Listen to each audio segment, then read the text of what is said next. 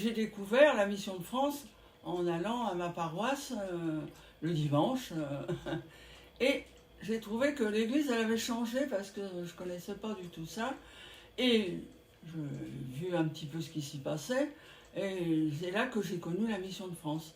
J'étais restée sur une église vieillotte un peu, j'arrivais pas de très loin, j'arrivais de Drancy, mais c'était pas du tout le même style, c'était plus le style pieux, enfin, vous voyez, chapelet, machin, un truc comme ça, et ça me plaisait pas tellement, et je dois dire que j'allais pas forcément à la messe, et quand je suis arrivée à Bobigny, j'ai remis les pieds à l'église parce que ma maman est venue passer l'hiver chez moi, et elle voulait aller à la messe, et je suis donc allée dans la paroisse, l'église Saint-André, et c'est là que j'ai fait la découverte de la Mission de France.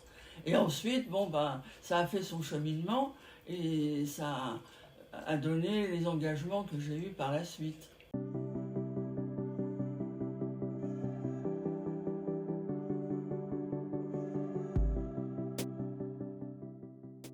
Nicole Vieillard-Varon, équipe de Bobigny.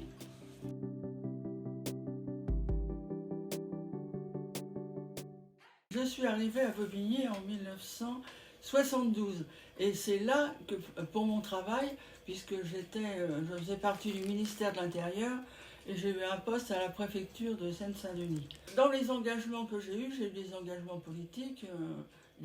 J'ai adhéré d'abord au Parti communiste, enfin, pas tout de suite, mais enfin ça fait partie, parce que la municipalité était communiste. Ensuite, j'ai fait dans le monde associatif, j'ai été au mouvement de la paix, j'ai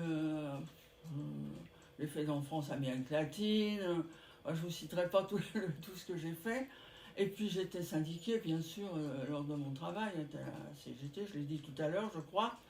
Et j'ai fait aussi beaucoup dans le collectif des sans-papiers, qui était sur Bobigny et qui avait été mis en route par Relais S'entraîne.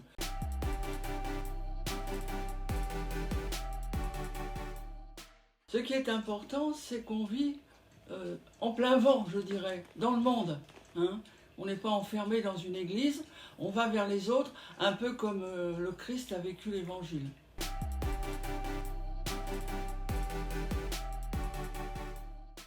La jeune génération, il faut qu'elle s'engage dans le monde.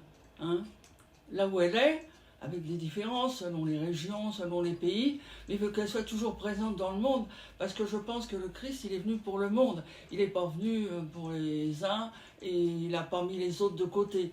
Donc tout le monde a sa part dans cette annonce de l'Évangile et on doit le faire par rapport au terrain sur lequel on vit. Engagement associatif, engagement militant, on voit chacun comme on est, ce qui nous plaît le mieux, mais toujours avec les autres, pour les autres.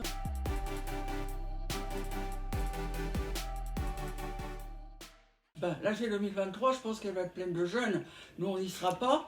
Il y aura plein de jeunes. Et tous ces jeunes-là, il va falloir dire qu'on est au 21e siècle et qu'il faut annoncer l'évangile au 21e siècle dans le monde actuel avec ses difficultés. Et Dieu sait s'il y en a.